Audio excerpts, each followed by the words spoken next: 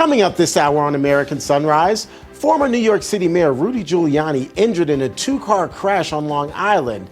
Well before the impact, though, Giuliani involved in another drama. We'll tell you exactly what happened. Plus, this Thursday, RFK Jr. will testify on Capitol Hill in a Senate hearing that's expected to get heated and personal. Senators want answers on new mandates, staffing changes, and whether his reform plan is really just a power grab disguised as public health. We'll have the details on that story.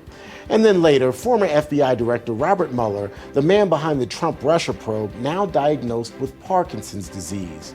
For years, his report was treated as settled fact, but by the left. But now, new questions about his health are reigniting the debate over who really was pulling the strings. Those stories and so much more right now on the second hour of American Sunrise. Good morning, America. Welcome to American Sunrise. Whether it's culture, we have breaking news to share with you. Politics. President Trump is joining us live now from Florida. We've got you covered. This is what it looks like to be a patriot. We have to protect the American family.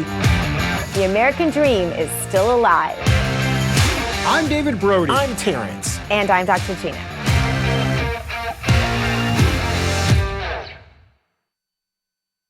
Welcome back to this second hour of American Sunrise. I'm Terrence Bates, coming to you from our Denver newsroom.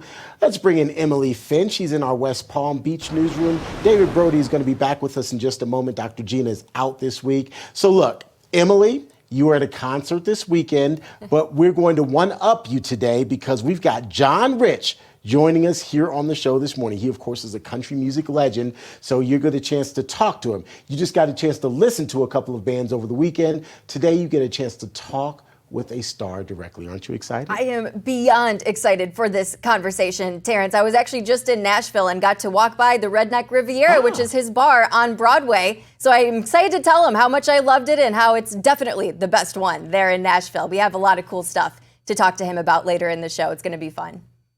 Absolutely. It's going to be a lot of fun. I'm looking forward to that conversation. So, folks, you'll have to stick around for that. In the meantime, let's get you updated on the day's headlines. A 1960-style face-off between the federal government and the city of Chicago could be brewing. At issue is President Trump's threat to deploy National Guard troops in the Windy City in order to help get the city's crime problems under control. Thousands of protesters took to the streets in Chirac, as it's known, in order to push back against the idea. The city's mayor leading the charge. No federal troops in the city of Chicago. No militarized force in the city of Chicago. We're going to defend our democracy in the city of Chicago. We're going to protect the humanity of every single person in the city of Chicago. Meantime, taking to Truth Social, the president encouraging the mayor of Chicago to work with him to bring crime down. Quote, "It can happen, and it can happen fast. Work with us." The commander-in-chief points to his success in Washington, D.C., and also points out, quote, "Crime is totally out of control in Chicago. 6 dead, 24 badly wounded last week alone." The death toll from Sunday's deadly earthquake in Afghanistan is expected to increase as rescue and recovery operations continue. At last check, some 812 people were confirmed dead, at least 2,800 more injured. The massive quake is affecting remote areas in mountainous terrain, which is making operations that much more difficult. The Taliban-run country is calling for international aid to help deal with the devastation from the magnitude 6 quake. Sunday's tremor marks Afghanistan's third deadly quake since the Taliban retook control of the country in 2021. As of late Sunday, Afghanistan's Foreign Office claimed that no foreign governments had reached out to provide support for rescue or relief work. The U.S. State Department, in the meantime, is out with an ex-post, however, offering condolences for the loss of life as a result of the earthquake. That's a quick check of your headlines. Now, let's get a quick check of your national forecast with meteorologist Dr. Jim from our friends over at Weather Nation. So, Doc, I am one of those people who love summertime. Now that we are technically in fall, or at least moving closer to fall, where do I need to go to get hot temperatures again? Please turn this frown upside down. Well, first of all, if you head anywhere to the south, I spent most of my career in Texas, and autumn doesn't come until about after Thanksgiving. So, you have to have a little give and take. But we're definitely going to see some autumn-like conditions. Now, this is the first of two fronts. They're going to slide across the eastern half of the country to cool them down.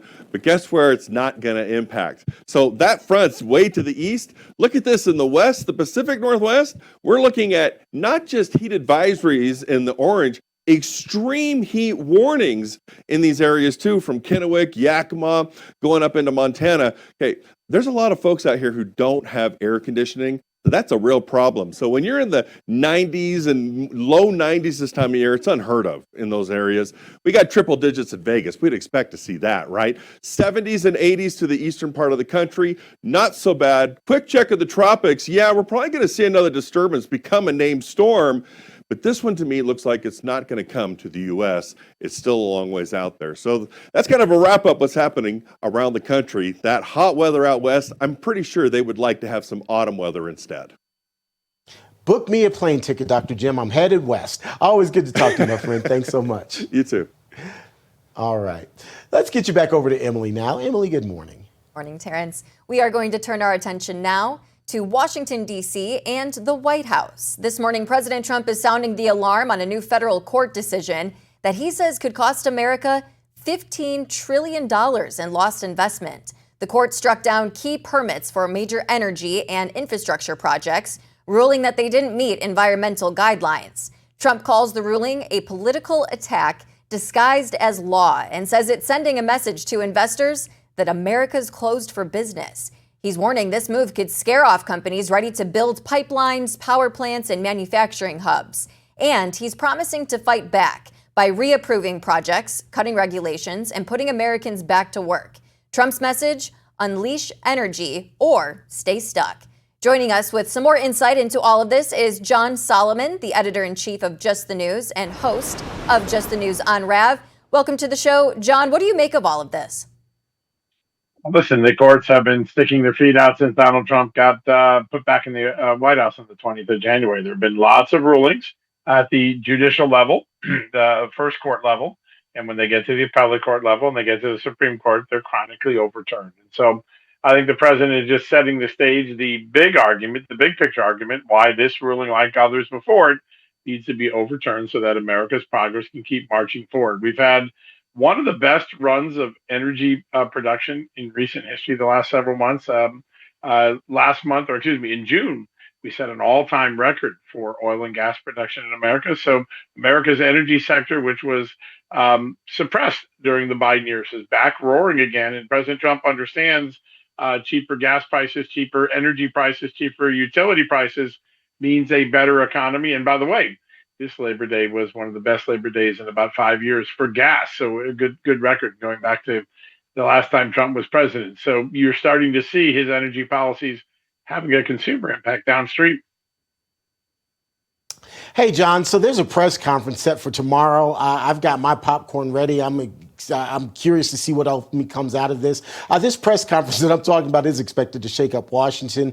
We're talking 10 Epstein victims who are going to take the mic and demand full transparency. They're also calling on Congress to force the DOJ to release all Epstein files. Now, context here is that Representative Ro Khanna is also pushing a bill to make the records public and even claiming the Department of Justice is stonewalling to protect powerful people.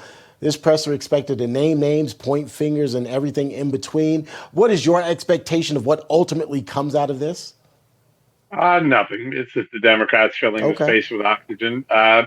The documents that the government possesses, with the exception of videotapes that involve the private images of individuals, have predominantly been released. And those that aren't released are being blocked by judges. There are two tranches of documents that are controlled by grand juries and therefore at the behest of federal judges. And those judges have refused to release that data. Ro Khanna can throw as many press releases and press conferences as he wants. But at the end of the day, you're not going to see much news there. And I think, when you look at the interview that was just done with Ghislaine Maxwell, I think she has lowered expectations quite a bit, that there just aren't that many records left because Jeffrey Epstein decided not to keep records. And I think that that's one of the things that most people miss here.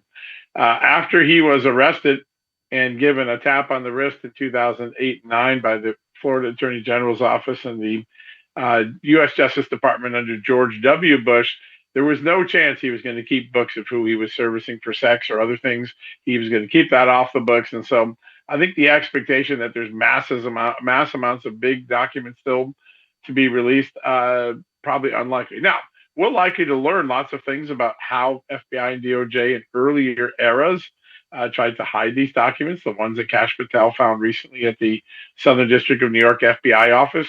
But the fact of the matter is those are now in production out to Congress, and I don't think we're going to get a whole lot more. That's frustrating, but I think it's really a blame that belongs in the Bush Justice Department. The Bush Justice Department back in 08 and 9 could have taken Epstein down in a big way, and it took a pass.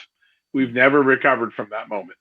Yeah, frustrating for sure, John, and so disappointing. So many Americans, have so many questions about this. They just want to get the information, but like you said, it doesn't sound like, there's anything that really does exist. I do want to get your take on this as well. This broke overnight.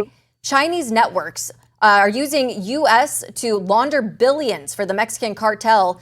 Treasury Financial Crimes Enforcement Network and said banks flagged about $312 billion in transactions. Fill us in on all of this. Well, listen, it is a reminder that we are in a Cold War with China on so many different ways, whether it's laundering of money for drug cartels, creating the precursors that make that poisonous fentanyl and other opioids that are killing our young adults, whether it's flying satellite balloons over our skies or sending in research scientists to steal our greatest inventions, or to bring in pathogens that could wipe out our crops. China is in an all-out Cold War with the United States. It's not a kinetic war. It is a covert war. And President Trump is now combating that in ways big and small. You can see China acting out, reaching out to Russia and India more because they're worried about what the United States may do. But on almost every front where they can harm our interests, China is doing so today. And so the laundering of cartel monies into the United States, not surprising. It's been warned about by the DEA and by FinCEN, the financial tracking service for the Treasury Department. But another sign that China is not our friend. Anyone who thinks it's our friend, well, Joe Biden thought it was our friend because he's collecting lots of money from it. But otherwise, it's not our friend in America. And we need to be girded for a long competition, a long battle. And a lot of this war will be fought covertly. Yeah, I think you're completely spot on with all of that, John. And that summit between Narendra Modi of India and Russian President Vladimir Putin in China over the weekend, I think, was a very clear example of everything that you just described. John, thank you so much for joining us. Yeah, great to be with you guys. All right, up next, open mouth, insert foot. That's nothing new for Rosie O'Donnell. In moments, find out why the expat former funny lady is apologizing to members of MAGA over claims that the recent school shooter was trans. The details ahead as American Sunrise continues.